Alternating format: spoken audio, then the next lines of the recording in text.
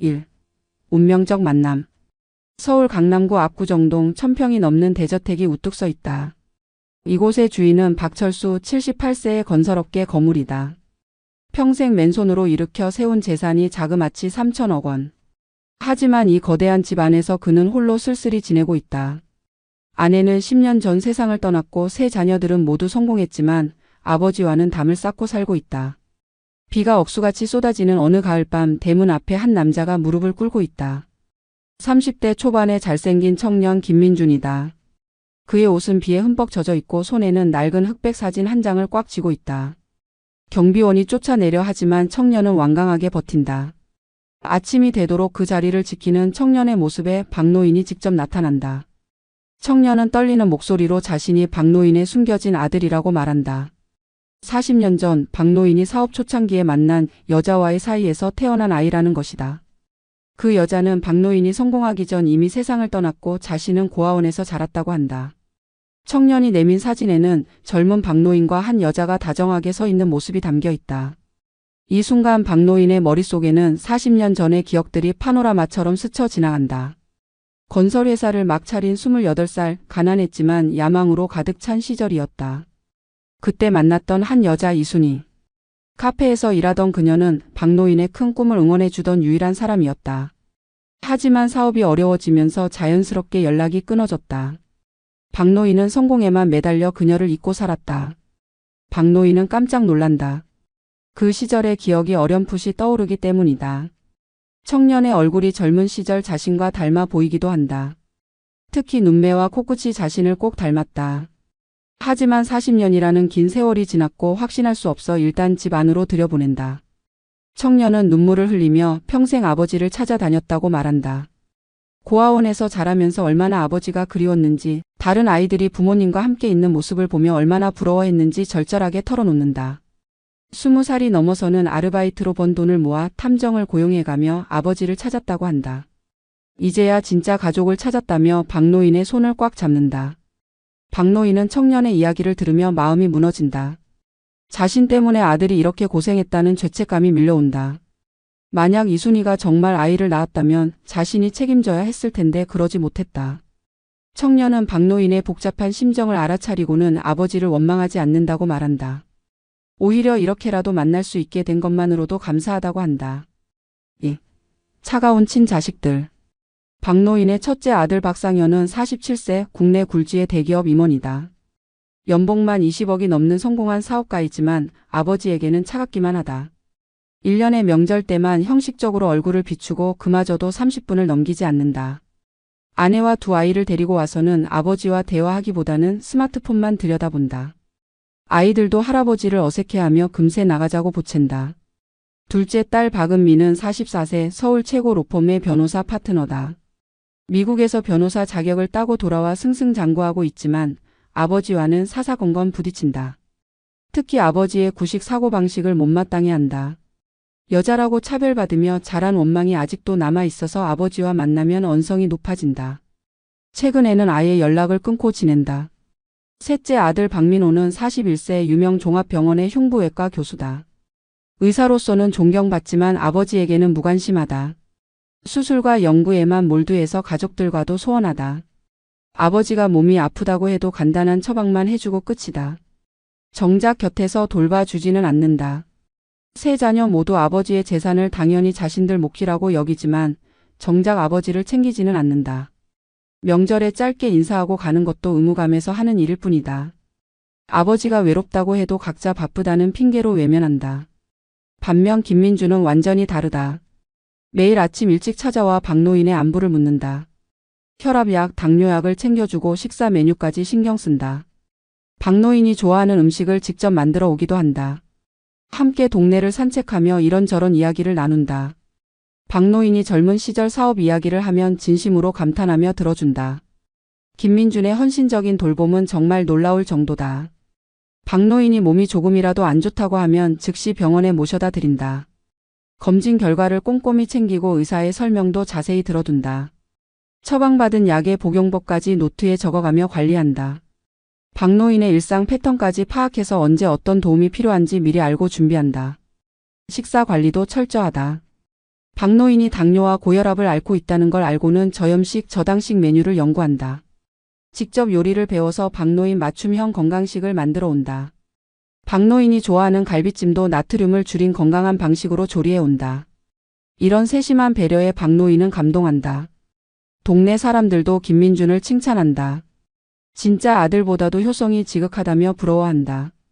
매일 아침 산책을 도와주고 저녁에는 차를 끓여드리며 대화를 나누는 모습을 보며 감탄한다. 박노인도 점점 김민준에게 마음을 연다. 친자식들과는 나누지 못했던 깊은 대화를 김민준과는 할 수 있다. 젊은 시절의 고생담을 얘기하면 김민준은 진심으로 안타까워한다. 맨손으로 사업을 시작해서 지금의 성공을 이뤄낸 과정이 얼마나 힘들었을지 이해한다고 말한다. 사업 초기에 은행에서 대출을 거절당했던 이야기, 직원들 월급을 주기 위해 집까지 담보로 잡혔던 이야기를 들으며 눈물을 흘린다. 박노인은 아내에 대한 그리움도 털어놓는다. 10년 전 암으로 세상을 떠난 아내와의 추억, 함께했던 50년의 세월이 얼마나 소중했는지 말한다. 김민준은 어머니를 닮아 따뜻한 마음을 가졌다며 박노인을 위로한다. 이런 김민준이 고맙고 기특하다. 평생 자식들에게서 받지 못한 사랑을 김민준에게서 받는 기분이다. 3. 교묘한 접근. 김민준이 박노인과 가까워질수록 그의 진짜 목적이 서서히 드러나기 시작한다. 처음에는 아버지를 찾은 기쁨으로만 보였던 행동들이 사실은 치밀한 계산 하에 이루어진 것이었다. 김민준의 본명은 김태식, 사기전과 산범의 프로 사기꾼이다. 지금까지 수십 명의 노인들을 상대로 이런 식의 사기를 쳐왔다. 김민준은 박노인에게 자신의 불행한 과거를 들려준다. 고아원에서 자란 외로운 어린 시절 아버지를 찾기 위해 헤맨 20년의 세월을 애절하게 말한다. 박노인은 김민준의 이야기를 들으며 눈물을 흘린다. 자신 때문에 아들이 고생했다는 죄책감에 시달린다. 김민준은 이런 박노인의 감정을 교묘하게 이용한다. 어느 날 김민준은 조심스럽게 유산 이야기를 꺼낸다. 아버지가 힘들게 모은 재산이 나중에 제대로 정리되지 않으면 어떻게 되느냐며 걱정하는 척한다. 다른 형제들은 아버지에게 관심도 없으니 유언장이라도 다시 써두시는 게 좋겠다고 넌지시 말한다. 박노인은 김민준의 말이 일리 있다고 생각한다. 정작 자신을 챙기는 건 김민준뿐인데 재산은 모두 무관심한 친자식들이 가져가게 되어 있으니 말이다. 김민준은 박노인의 일상을 더욱 세심하게 관리하기 시작한다. 병원 진료에 동행하고 약국에서 약을 받아오고 은행 업무까지 대신 해준다. 이 과정에서 박노인의 재산 규모를 정확히 파악한다. 부동산, 주식, 예금, 골프장, 지분까지 모든 자산 현황을 꿰뚫고 있다. 박노인은 김민준의 이런 관심을 고마워한다. 자식들은 자신의 재산에만 관심 있으면서도 정작 관리는 해주지 않는데 김민준은 다르다고 생각한다. 김민준은 박노인에게 슬슬 변호사를 만나보자고 제안한다. 유언장을 새로 작성해서 재산 분배를 명확히 해두는 게 좋겠다는 것이다. 박노인도 동의한다. 김민준은 자신이 아는 변호사를 소개해 주겠다고 나선다. 사실 그 변호사도 김민준의 공범이다. 김민준의 연기는 정말 완벽하다. 박노인 앞에서는 항상 겸손하고 조심스러운 모습을 보인다. 유산 이야기를 꺼낼 때도 마치 아버지를 걱정해서 하는 말처럼 포장한다. 다른 형제들이 아버지에게 관심이 없으니 나중에 문제가 생길 수 있다며 우려를 표한다. 박노인은 김민준의 이런 말을 진심으로 받아들인다. 김민준은 박노인의 금고 비밀번호까지 알게 된다. 중요한 서류들을 정리해 드린다는 명목으로 모든 재산 관련 문서를 확인한다. 부동산 등기부등본, 주식 계좌 현황, 예금 잔고까지 세세하게 파악한다. 심지어 박노인이 소유한 골프장 지분이 얼마나 되는지까지 알아낸다. 총 재산 규모가 3천억 원이 넘는다는 것도 이때 확인한다. 박노인은 김민준의 이런 관심을 고마워한다. 자식들은 자신의 재산 규모에만 관심이 있으면서도 정작 관리는 해주지 않는다. 하지만 김민준은 다르다. 아버지의 재산이 안전하게 관리되고 있는지 걱정한다. 세무 문제는 없는지, 투자한 부동산들의 가치는 어떻게 변하고 있는지까지 챙겨준다. 김민준은 박노인에게 최근 부동산 시장 동향까지 설명해준다. 아버지가 소유한 강남 땅값이 많이 올랐으니 다행이라고 말한다. 하지만 상속세 문제도 고려해야 한다며 전문가의 도움을 받는 게 좋겠다고 조언한다. 박노인은 김민준이 이런 것까지 생각해주는 것에 감동한다. 박노인의 마음은 완전히 김민준 쪽으로 기울어 있다. 40년 만에 찾은 아들이라는 감동, 그동안 받지 못했던 효도에 대한 고마움, 친자식들에 대한 실망이 복합적으로 작용한다. 김민준이 유산을 언급해도 욕심 때문이 아니라 자신을 걱정해서 하는 말로만 들린다. 박노인은 김민준이야말로 진정한 아들이라고 생각하기 시작한다. 4. 격화되는 가족 갈등. 박노인이 유언장을 다시 쓰겠다는 소식이 자녀들에게 전해진다. 더 충격적인 건 새로 나타난 형제에게 상당한 몫을 주겠다는 내용이다. 기존의 세 자녀가 균등하게 나눠 갖기로 되어 있던 재산 분배가 완전히 바뀌는 것이다. 김민준이 30%, 세 자녀가 각각 20%씩, 나머지 10%는 사회에 기부한다는 것이 새로운 유언장의 내용이다. 첫째 상현이 가장 먼저 반발한다. 회사 임원으로서 체면도 있고 자녀들 교육비며 생활비도 만만치 않은데 상속분이 줄어든다는 건 받아들일 수 없다. 아버지를 찾아가서 격하게 항의한다. 갑자기 나타난 정체불명의 남자에게 그렇게 많은 재산을 넘겨줄 수는 없다고 목소리를 높인다. 하지만 박노인의 반응은 예상과 정반대다. 오히려 아들에게 화를 낸다. 지금까지 아버지를 한 번이라도 제대로 챙긴 적이 있느냐며 따진다. 명절에 잠깐 와서 인사나 하고 가는 게 효도냐고 소리친다. 김민준은 매일 찾아와서 이것저것 챙겨주는데 친아들인 상현은 뭘 했느냐며 질책한다. 상현은 당황한다. 아버지가 이렇게까지 자신들을 몰아세울 줄 몰랐기 때문이다. 김민준이 정말 아버지의 아들인지도 의심스럽다며 DNA 검사라도 해보자고 제안한다. 하지만 박노인은 그런 게 무슨 의미가 있느냐며 일축한다. 혈연관계가 중요한 게 아니라 마음이 중요하다고 말한다. 둘째 은미도 급하게 아버지를 찾아온다. 변호사로서 이런 상황을 그냥 넘어갈 수 없다. 김민준의 정체를 철저히 조사해봐야 한다고 주장한다. 하지만 아버지는 은미에게도 차갑게 대한다. 여태까지 아버지를 구식이라며 무시하더니 이제 와서 관심을 보이는 거냐며 비꼰다. 은미는 아버지의 태도에 상처받는다. 셋째 민호는 의사로서 아버지의 정신 상태를 걱정한다. 혹시 치매나 다른 질병 때문에 판단력이 흐려진 게 아니냐며 정밀 검사를 받아보자고 한다. 박노인은 이런 제안에 격분한다. 자신을 치매 환자 취급하느냐며 화를 낸다. 김민준을 받아들이지 못하니까 아버지를 정신병자로 만들려 한다며 실망한다. 가족 갈등은 점점 심해진다. 세 자녀는 서로를 탓하기 시작한다. 상현은 은미와 민호에게 그동안 아버지를 제대로 챙기지 않았다고 비난한다. 은미는 형과 남동생이 남자라는 이유로 더 많은 몫을 받으려 했으면서 지금 와서 뭐라고 하느냐며 반박한다. 민호는 형과 누나가 각자 바쁘다며 아버지 일은 막내인 자신에게만 떠넘겼다고 억울해한다. 이런 와중에 김민준은 더욱 박노인에게 다가간다. 형제들이 재산 때문에 아버지를 괴롭히는 모습을 보며 안타까워한다. 자신은 아버지가 건강하게 오래 사시는 것만이 소원이라고 말한다. 재산은 중요하지 않다고 하면서도 아버지의 뜻이 제대로 실현되도록 도와드리겠다고 다짐한다. 박노인은 김민준의 이런 모습에 더욱 감동한다. 진실을 찾아서. 둘째 딸 박은미는 변호사로서의 직감으로 김민준을 의심한다. 너무나 완벽한 타이밍에 나타났고 아버지의 마음을 사로잡는 방식도 마치 계산된 것 같다. 은미는 사설 탐정을 고용해서 김민준의 과거를 조사하기 시작한다. 첫 번째로 밝혀진 건 김민준이 제출한 흑백 사진이 조작된 것이라는 사실이다. 포토샵으로 합성한 티가 역력하다. 전문가의 분석 결과 두 장의 서로 다른 사진을 붙여 만든 것으로 판명된다. 아버지와 어떤 여자가 함께 찍은 사진이 아니라 따로 찍힌 사진들을 억지로 합성한 것이다. 더 충격적인 건 김태식의 전과 기록이다. 사기죄로 3번이나 실형을 받았고 현재도 부산 사건으로 수배 중이라는 사실을 알게 된다. 과거 피해자들의 증언 동영상까지 준비해왔다. 비슷한 수법으로 당한 노인들이 하나같이 김태식을 원망하는 모습이 담겨 있다. 김태식의 범죄 이력은 정말 끔찍하다. 2019년 대구에서 70대 할머니를 상대로 잃어버린 손자 행세를 하며 2억 원을 가로챈 사건이 첫 번째였다. 그 할머니는 치매 초기 증상이 있어서 더욱 쉽게 속았다. 김태식은 할머니의 약점을 파악해서 교묘하게 접근했다. 결국 할머니는 전 재산을 잃고 요양원에 들어가야 했다.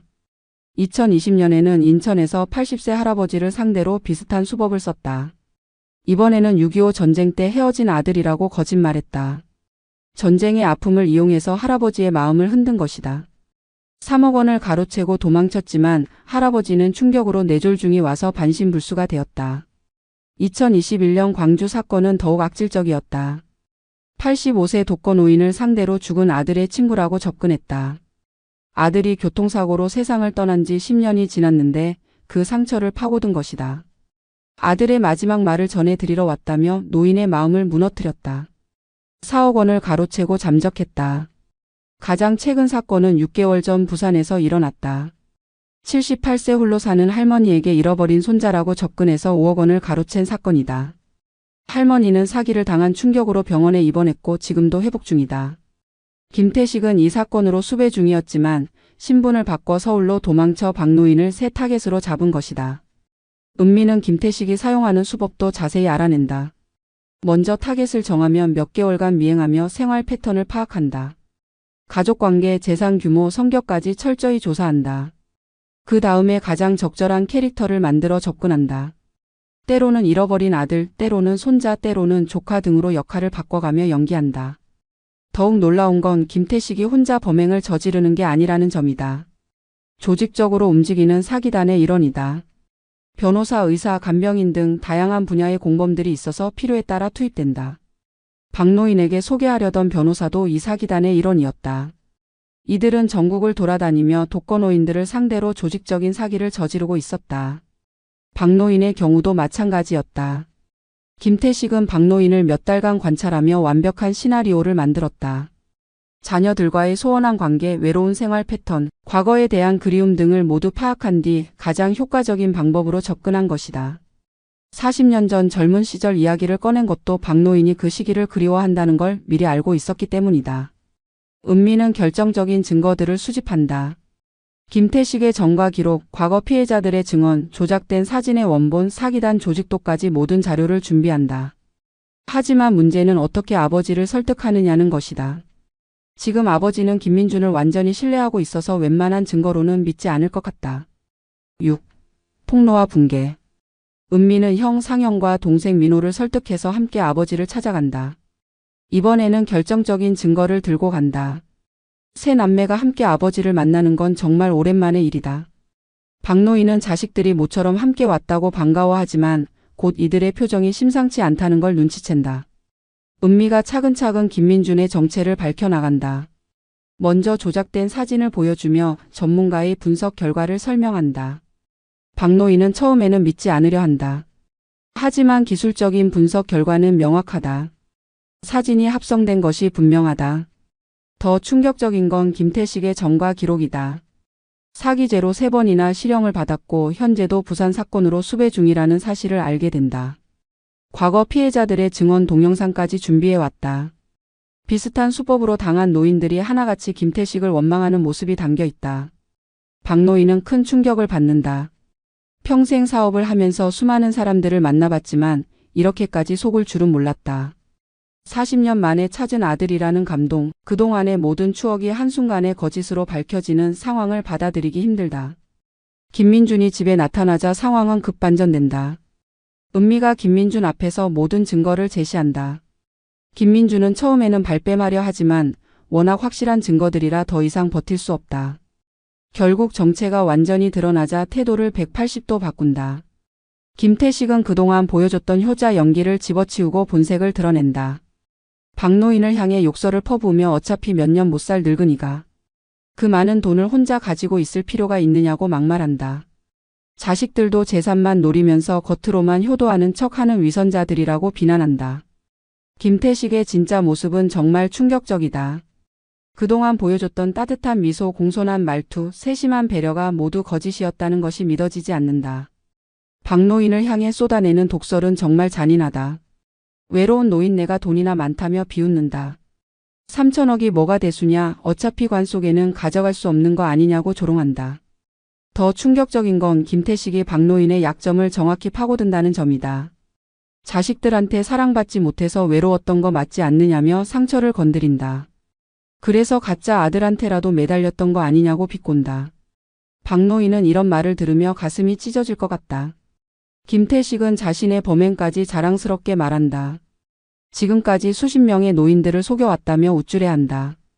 모두 외롭고 돈 많은 노인들이었는데 조금만 관심 보여주면 쉽게 속더라고 말한다. 박노인도 그런 호구 중 하나였다며 조롱한다. 박노인은 김태식의 진짜 모습을 보며 더 큰 충격을 받는다. 그토록 따뜻하고 효성스럽던 모습이 모두 연기였다는 것이 믿어지지 않는다. 40년 만에 찾은 아들이라는 기쁨, 그동안의 모든 추억이 한순간에 무너진다.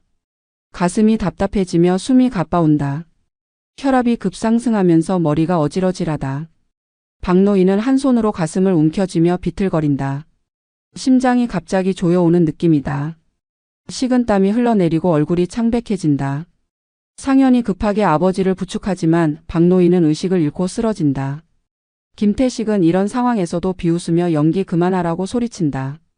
응급실로 실려간 박노인은 심근경색 진단을 받는다. 극도의 스트레스와 충격 때문에 심장에 무리가 온 것이다. 의사들은 고령이라 위험하다며 가족들에게 각오하라고 말한다. 세 자녀는 아버지 침대 곁에서 밤새 지킨다. 응급수술이 이어진다. 막힌 혈관을 뚫는 스텐트 시술을 받아야 한다. 하지만 박노인의 나이가 78세라는 점이 큰 변수다. 마취에도 위험이 따르고 수술 중 합병증이 생길 가능성도 높다. 의료진은 최선을 다하겠다고 하지만 결과를 장담할 수는 없다고 말한다. 세 자녀는 수술실 앞에서 초조하게 기다린다. 평소에는 서로 만나기도 어려웠던 형제들이 아버지 때문에 한자리에 모였다. 상현은 회사 중요한 회의를 모두 취소했고 은미는 법정 출석도 연기했다.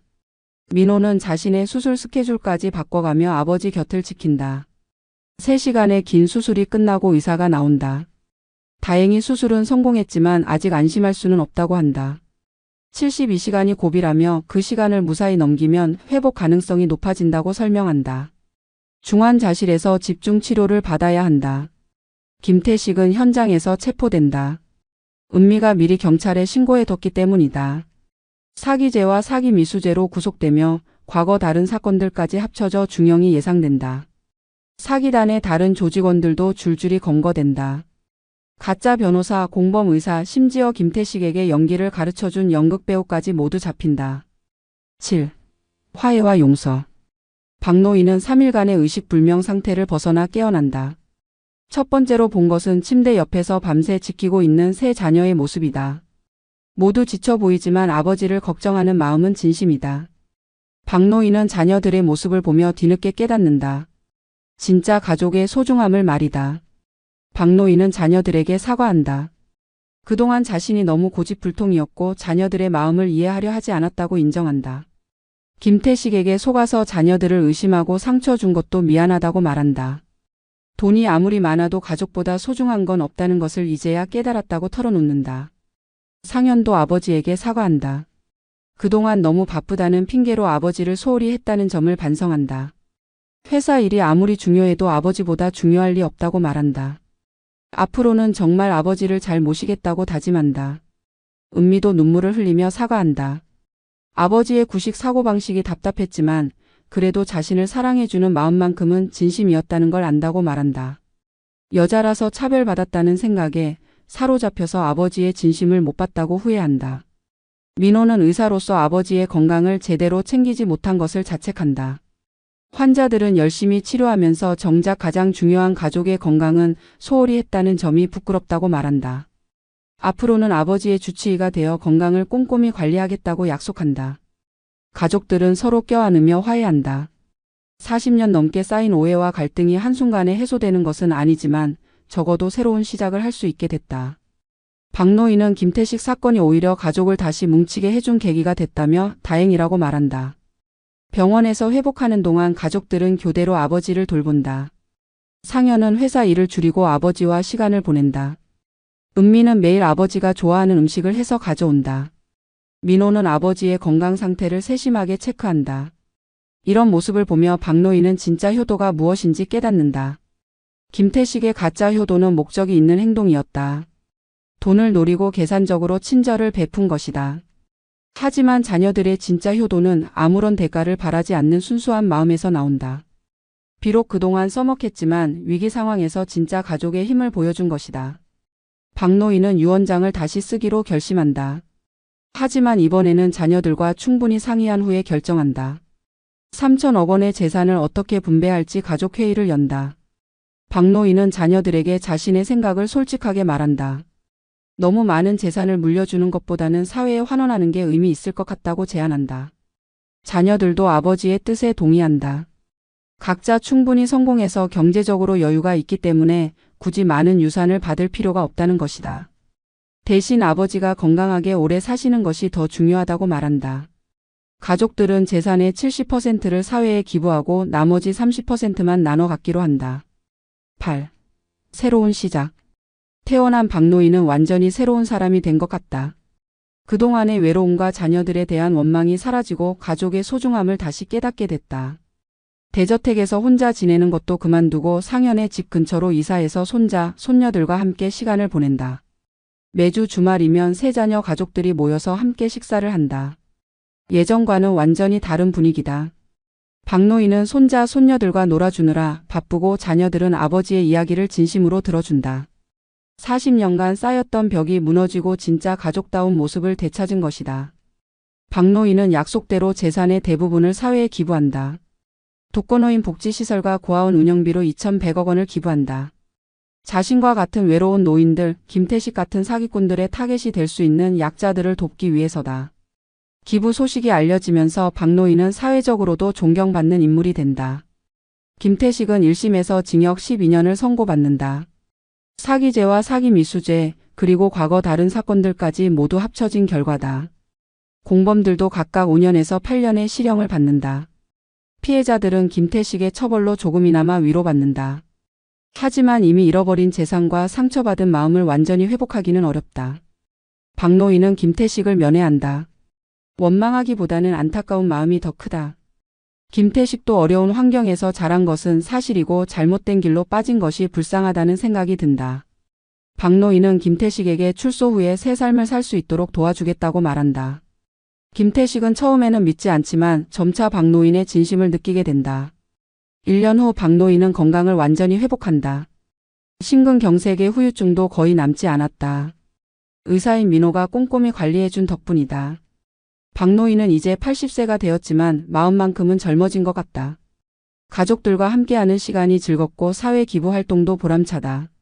상현은 회사에서 승진해서 부사장이 됐지만 아버지와의 시간을 가장 우선시한다. 매주 아버지와 골프를 치고 함께 여행도 다닌다. 아내와 아이들도 할아버지를 모시는 남편의 모습을 자랑스러워한다. 상현은 아버지로부터 진짜 가족의 의미를 배웠다고 말한다. 은미는 로펌에서 파트너로 승격되면서 더욱 바빠졌지만 아버지 모시는 일만큼은 소홀히 하지 않는다. 매일 아버지께 안부 전화를 드리고 주말에는 함께 문화생활을 즐긴다. 아버지와 함께 연극이나 음악회를 보러 다니는 것이 은미의 새로운 취미가 됐다. 예전의 갈등은 완전히 사라지고 아버지와 딸의 끈끈한 정을 느낀다. 민호는 아버지의 주치의 역할을 충실히 하고 있다. 정기적인 건강검진은 물론 일상생활에서의 건강관리까지 세심하게 신경 쓴다. 아버지가 좋아하는 운동을 함께하고 건강한 식단도 짜준다. 의사로서의 전문성과 아들로서의 효성을 동시에 발휘하는 것이다. 김태식 사건은 박노인 가족뿐만 아니라 사회 전체에도 큰 교훈을 남겼다. 독거노인을 노린 사기가 얼마나 교묘하고 악질적인지 알려지면서 관련 법률이 강화되고 예방 시스템도 구축됐다. 박노인이 기부한 돈으로 만들어진 독거노인 보호센터에서는 비슷한 피해를 예방하는 프로그램을 운영하고 있다. 어느 일요일 저녁 박노인의 새 집에서 온 가족이 모여 식사를 한다. 상현 가족 4명, 은미 가족 3명, 민호 가족 4명까지 총 11명이 한자리에 앉아 있다. 박노인은 테이블을 둘러싼 가족들의 모습을 바라보며 행복해한다. 손자, 손녀들이 할아버지에게 학교 이야기를 제잘거리고 자녀들은 아버지의 건강을 챙기며 대화를 나눈다. 식사를 마친 후 박노인은 창밖을 바라본다. 해가 저물어가며 하늘이 붉게 물들어 있다. 1년 전 김태식 사건으로 쓰러졌을 때는 정말 끝이라고 생각했다. 하지만 오히려 그 일이 가족을 다시 뭉치게 해주는 계기가 됐다. 인생이란 참으로 알 수 없는 것이라는 생각이 든다. 박노인은 가족들에게 말한다. 자신이 90세까지 건강하게 살아서 손자, 손녀들의 결혼식도 보고 증손자들도 보겠다고. 그러려면 가족들의 도움이 필요하다고 말한다. 모든 가족이 웃으며 박노인의 말에 동의한다. 창밖으로 보이는 노을이 점점 짙어진다. 하루가 끝나고 새로운 밤이 시작되는 것처럼 박노인 가족에게도 새로운 시작이 되었다. 돈보다 소중한 것이 무엇인지, 진짜 효도가 무엇인지 깨달은 가족들의 앞날은 밝아 보인다. 김태식이라는 사기꾼이 가져다 준 시련이 결과적으로는 가족에게 가장 큰 선물이 된 것이다. 박노인은 마지막으로 하늘을 올려다보며 돌아가신 아내에게 말한다. 이제야 진짜 가족의 의미를 알겠다고. 남은 인생은 가족들과 함께 행복하게 살겠다고. 별들이 하나둘 나타나는 밤하늘이 박노인의 마음처럼 평화로워 보인다.